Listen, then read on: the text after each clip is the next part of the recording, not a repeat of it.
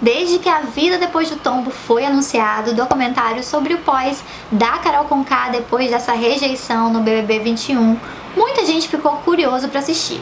Claro que também teve muita gente que ficou revoltado com a ideia da realização desse documentário, mas a gente não pode negar que pelo menos essa semana todos os olhos estão pra A Vida Depois do Tombo, né, amigo? É fato, amiga. Deu meia-noite do dia 29 de abril, tava todo mundo lá abrindo uma abinha pra assistir o documentário da Carol Conká, porque querendo ou não, todo mundo quer saber o que realmente aconteceu, né? Falando crítica, falando bem, falando mal, as pessoas querem saber, e isso é a verdade, gente. A gente vai falar aqui o que foi bom, o que foi ruim, o que foi apelativo, vamos esmiuçar aqui tudinho pra vocês. Pode aplaudir. Flash gostosa.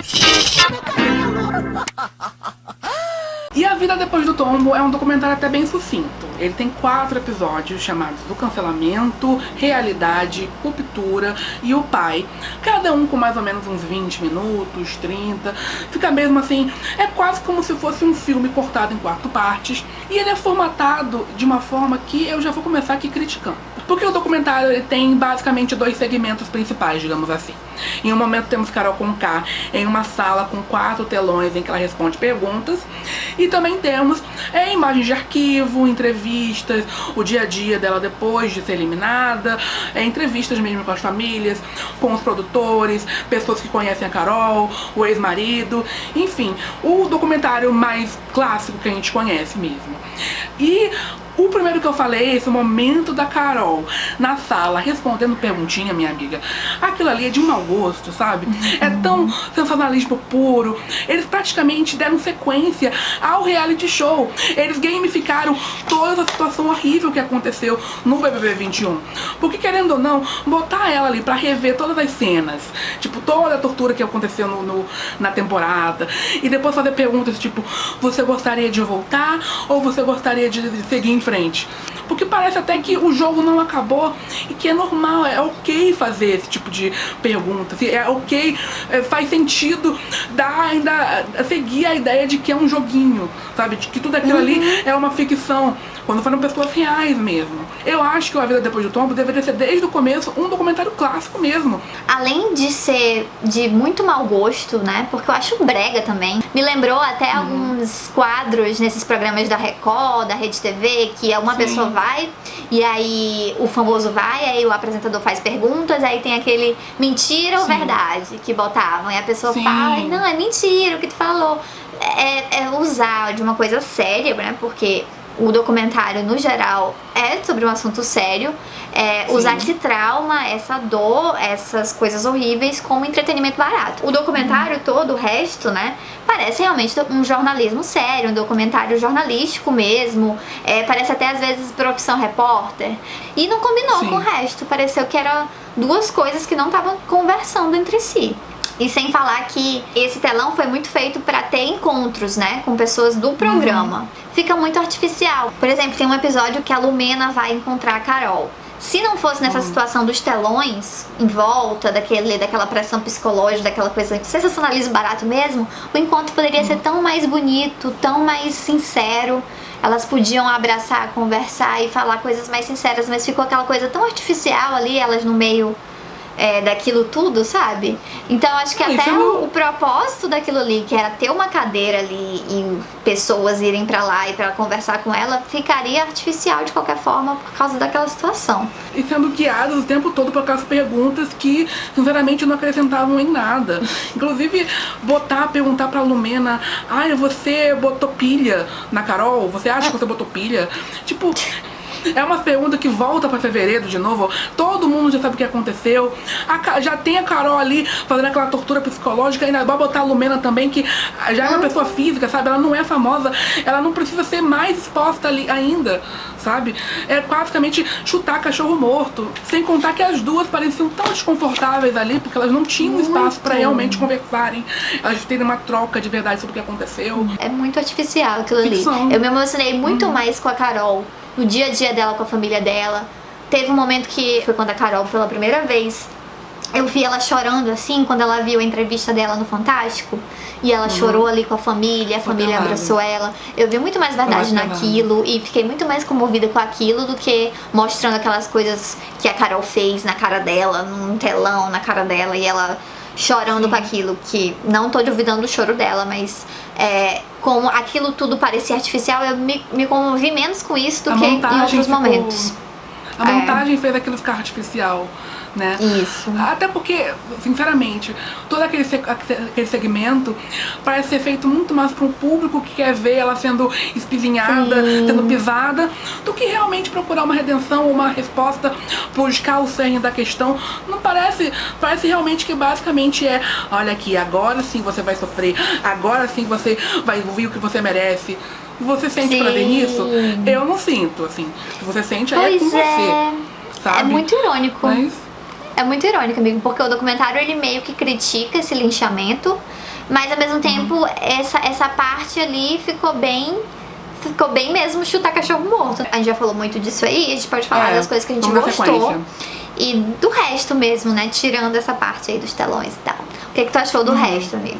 Olha, uma das partes que eu gostei muito foi com ela conversando com o empresário dela, com o administrador, não sei, das redes sociais, em que ela fala: por que vocês pararam de fazer postagens, por que vocês não tentaram ali administrar a minha imagem, tentar pelo menos postar coisas legais que eu falei na casa.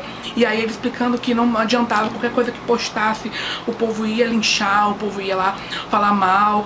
Eu fiquei até com pena, assim, porque tudo bem que eu não sou um profissional disso, mas eu não saberia o que fazer naquela situação, sabe? Eu acho que é difícil, ela até admite que ela não tem noção do como é que foi aqui fora, assim como eles não têm noção de como foi lá dentro. Eu acho que o documentário mostra muito como é que foi ruindo aos pouquinhos a imagem dela, sabe? Mostrando que ela foi perdendo contratos, mostrando que os produtores nem deixaram as músicas dela serem utilizadas. Se não me engano, 7 das 10 principais músicas delas não foram liberadas para aparecer no documentário, sabe? E eu acho um absurdo, porque querendo ou não, é um trabalho artístico dela. Poxa, não ter o direito de usar suas próprias músicas. Cara, tem muitas coisas interessantes que apareceram no documentário. Tu falou disso, eu gostei muito porque eu sou muito fã do Batuque Freak, né, que é o álbum de estreia dela, e eu não sabia dessa treta com os produtores. Ela foi empresariada por eles por 3 anos e deu uma treta, e aí por isso que eles não podem mais, ela não pode mais usar essas músicas que ela mesma escreveu, e eu não sabia disso, então eu achei interessante saber essa parte da carreira dela. Mas a parte que eu achei mais interessante mesmo foi poder acompanhar os dias após a eliminação dela, que a gente começa a acompanhar 2 dias após a eliminação, né? A gente não vê exatamente o primeiro dia, que eu até achei bom, porque era um tempo que ela tinha que ter pra ela mesmo, mas a gente acompanha a partir do 2º dia. E eu gostei de ver essa parte porque a gente percebe a ficha dela caindo aos poucos. No início, logo no início do primeiro episódio, acho que a ficha dela não caiu muito bem, mas acho que no segundo, não sei se é no segundo ou no terceiro, que ela tem uma crise de choro, que eu até já comentei, quando ela vê a entrevista no Fantástico. E a gente vai vendo também, a parte que eu mais gostei também foi essa parte não sei se é porque eu sou formada em comunicação, mas eu me interessei muito em saber como a equipe de comunicação dela ia agir a partir de agora. As reuniões que ela teve com a empresária dela, achei isso legal. Eu queria até que explorassem mais isso, porque eu queria muito saber. Né? É o que eu mais queria ver.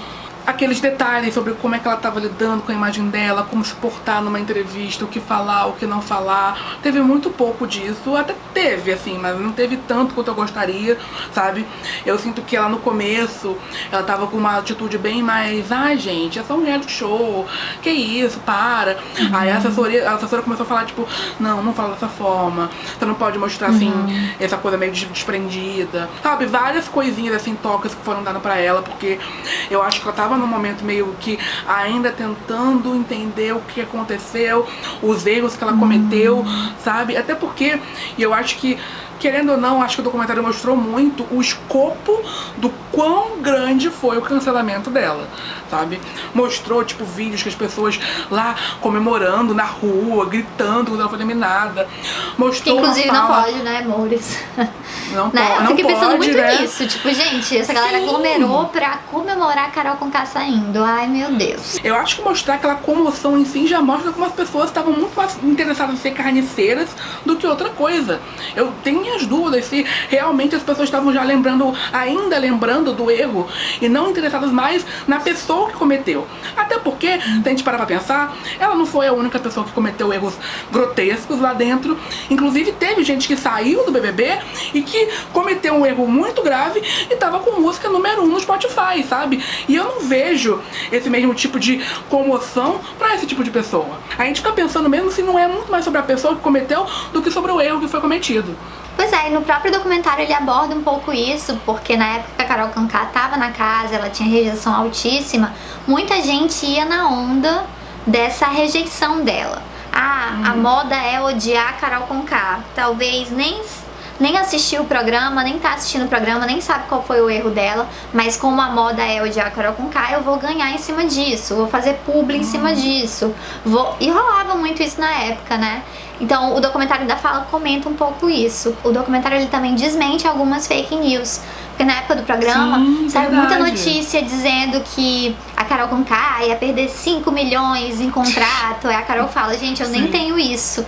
Eu posso trabalhar todos os dias do ano, mas eu não ganho isso. Então não tem como eu perder 5 milhões. Saiu notícia que a gravadora ia quebrar o contrato com ela. E aí tem entrevista com o diretor da Sony falando que isso não é verdade. Então eu gostei também de mostrar esse contraponto. Eu gostei muito também da parte da família dela, mostrar a relação dela com a família.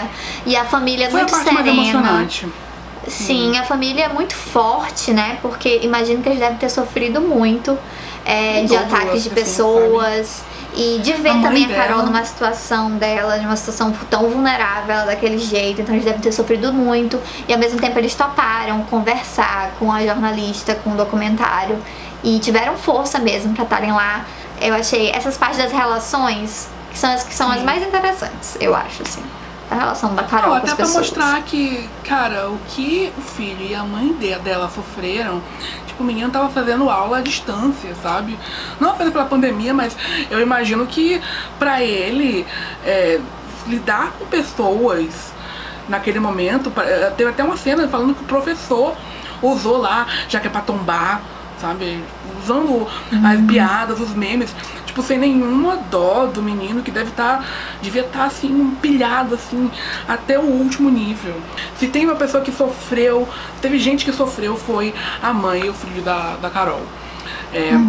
Agora, um momento que eu acho que foi um highlight assim, do documentário foi no final, quando tivemos uma participação, de certa forma, do Lucas Penteado, que apesar de ele não ter aceitado fazer na verdade ele aceitou fazer uma entrevista, mas parece que ele desistiu de última hora, mas gravou uma mensagem pra Carol. E eu achei muito legal da parte dele, porque, querendo ou não, se tinha uma pessoa que eu acho que realmente não precisava participar se ele não quisesse, era ele. Tipo, a dor dele é a dor dele, e é isso. E ainda assim, ele quis falar alguma coisa pra ela, e foi uma mensagem muito bonita. Ele falou sobre ele recitou uma poesia que ele escreveu, parece que ainda na época do BBB, da época do BBB mesmo, com uma mensagem bem mais, tipo, você não precisa pedir nada pra mim, você tem que conversar mesmo com Deus, porque é ele que você tem que nesse momento buscar pra você ter algum tipo de redenção dentro de você, sabe?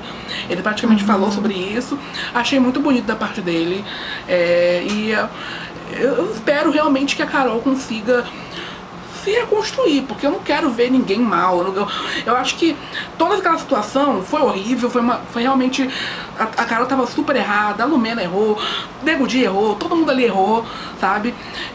Mas ainda assim, eu acho que hoje em dia, a gente sabe que o Lucas tá bem, a Carla tá bem, o Arcrebiano tá bem, tá todo mundo seguindo a sua vida, sabe? E a gente não tem mais aqui falar mais nada sobre isso. E torcer pra que a carreira dela seja destruída pra sempre, vai alimentar o que vai fazer bem pra quem, sabe? Fazer bem pro seu ego, pra você ficar feliz que, olha aí, a lei do retorno. A lei do retorno, gente, isso não é uma novela, sabe? Sim. Isso não é uma novela, é uma boa frase. As pessoas são... Acho que o povo brasileiro é muito emocionado, assim, no ódio e no amor, né? Eu não sei se é só o Brasil, mas eu, como brasileira, percebo isso. As pessoas querem muito buscar justiça com a sua própria mão e cara, eu acho que foi daí no início do ano, já aconteceu tanta coisa depois no programa, e coisa aqui fora, e como tu disse mesmo, o Lucas tá bem, Carla tá bem, Juliette, nossa, tá muito bem, Juliette tá bem. Arcrebiano também. Teve gente que fez besteira na casa e tá aí, como tu disse, em primeiro lugar aí no Spotify com música, então não vejo problema da Carol se arrepender de verdade. Espero que ela tenha se arrependido mesmo, que ela faça terapia, que é muito importante, que eu acho que ela tá fazendo, que ela até falou um pouco sobre isso. E eu gosto muito da frase que ela fala no fim, no último capítulo, nos últimos minutos, que ela fala assim: a Carol Conká salvou a Carolina, agora chegou a hora da Carolina salvar a Carol Conká. O documentário ele fala do início da carreira dela, da infância dela, da adolescência, da relação dela com o pai e como ela mudou depois que virou a figura Carol Conká. Então eu acho que agora ela falando que ela quer se reencontrar com a Carolina, né? Que aquela menina é a Carolina, a figura atrás da Carol Conká. Né? Que sofria racismo no colégio, que tinha uma relação complicada com o pai, que o pai dela era alcoólatra, e que pra ela desenvolver, ela crescer em Curitiba foi muito difícil, sabe? Eu acho que voltar pra esse tempo realmente pode ser uma busca realmente muito positiva pra ela crescer agora e se desvencilhar dessa imagem que foi alimentada pela exposição do BBB. Eu não sei se vocês gostaram do documentário. Eu sei que no fundo ele é bem apelativo, ele é bem sensacionalista, mas querendo ou não, a Globo não ia deixar de se alimentar disso, né? Acho que desde há 2 meses atrás a gente sabia disso e agora apenas se confirmou. Eu acho que ainda assim dá pra tirar momentos bonitos do documentário. Eu acho que é bom a gente entender um pouco mais sobre quem é realmente a Carol Conká agora. Eu desejo coisas boas, não desejo mal a ninguém. E espero que vocês tenham... Não sei o que vocês acharam do documentário, gente. Eu quero muito saber o que vocês acharam. Comentem aí embaixo. Que é isso, né, amigo? É isso. Não esqueçam de curtir o vídeo pra ajudar a gente, compartilhar e até a próxima.